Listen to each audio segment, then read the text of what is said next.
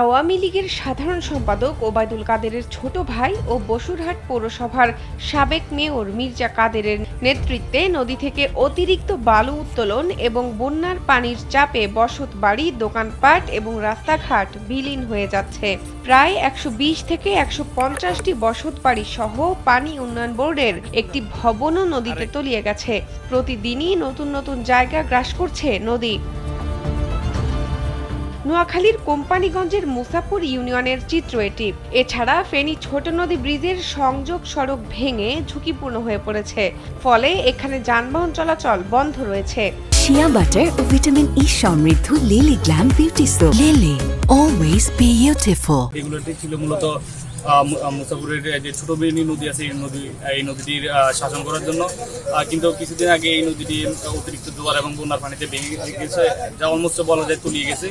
এর তলিয়ে যাওয়ার অন্যতম কারণ হচ্ছে আমাদের কোম্পানিগঞ্জের সাবেক মেয়র আব্দুল কাদের মির্জা সাহেব এবং আমাদের মুসাপুর ইউনিয়নের সাবেক চেয়ারম্যান আইয়ুব আলী সাহেবের নেতৃত্বে এখান থেকে প্রায় ৫০-৬০ কোটি টাকার বালু উত্তোলন হয়, যার ফলে এই নদীর এই রেগুলেটরের নিচ থেকে মাটি সরে যায় এবং এই রেগুলেটরটি ভেঙে যায়। এখন যার কারণে হচ্ছে আমাদের এই অঞ্চলের ১-১.৫ ফ্যামিলি আতঙ্কে আছে, যে কোনো মুহূর্তে তাদের ঘর বাড়ি ভেঙে নদীতে বিলীন হয়ে যেতে পারে।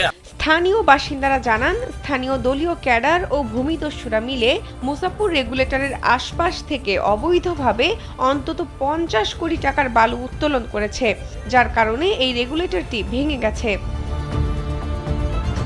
সোমবার সকালের দিকে প্রথমে মুসাপুর রেগুলেটরে ফাটল দেখা দেয়। এরপর সকাল ১০টার দিকে রেগুলেটরের মাঝখানের অংশ ভেঙে যায়। এক পর্যায়ে পুরো রেগুলেটর ভেঙে ডাকাতিয়া নদীতে তলিয়ে যায়।